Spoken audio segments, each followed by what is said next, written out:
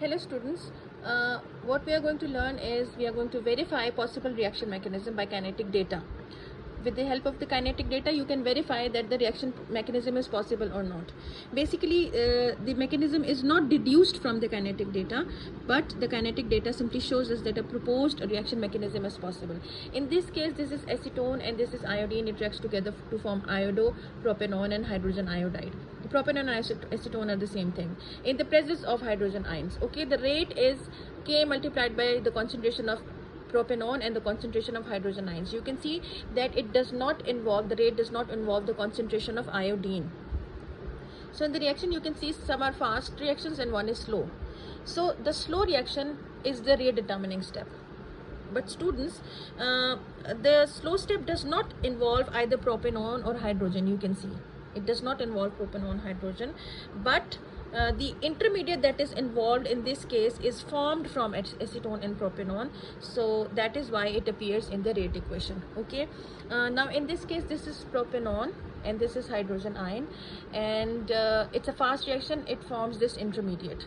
Okay, and then this intermediate arranges itself and form propene 2-ol. You can see it's propene, as it has a double bond now and it is an alcoholic group, so it is propene 2-ol, it is in the second position, this functional group. So this is propene 2-ol and hydrogen is regenerated. Now this intermediate reacts with iodine, and again the double bond, it is shifted towards this side and iodine is attached here, and in the iodine, one of the iodide, it remains. Now what happens is this again intermediate reacts with iodide ion, and it's also a fast reaction and produces simply iodopropanone, and the hydrogen from here reacts with this iodide ion and forms hydrogen iodide. So basically there are 4 steps in this reaction mechanism, but the rate determining step is this one. Okay, the slow one.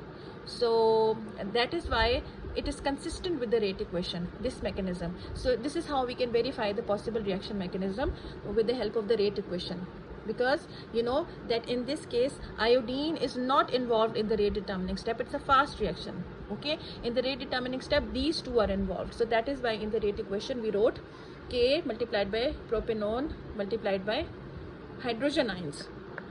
Okay, this is one example. Now let's see another example. This is another example, which is nitrogen pentaoxide, and it forms 4 molecules of nitrogen dioxide and oxygen molecule. Okay, so it's also very interesting. Students, the rate equation tells us that the decomposition of the individual molecules of nitrogen pentaoxide is the rate determining step. Okay, these are the 2N2O5 molecules. This is slow step, this is slow step, and this decomposes into NO2 and NO3. You can see NO2 and NO3. Now in this case it's a fast reaction. It again decomposes into oxygen, nitrogen oxide, and NO2, and then 2 NO2 molecule, you can see here an oxygen molecule, but 1 NO and NO3, they recombine together and decompose again to form 2 NO2 molecules. So in this way 4 NO2 molecules and 1 oxygen molecule is produced. Here you can see 2N2O5, it decomposes into 4 NO2 molecule and oxygen. Okay, so this is the reaction mechanism of the decomposition of nitrogen pentaoxide into nitrogen dioxide and oxygen. Okay, now students, if there is only a single species, atoms, ions, or molecules in the rate determining step, it is called unimolecular, and if 2 species are involved in the rate determining step, we say that the reaction is bimolecular. Mechanisms that involve a trimolecular steps are rare, and this is because it is unlikely that 3 species will collide at the same time.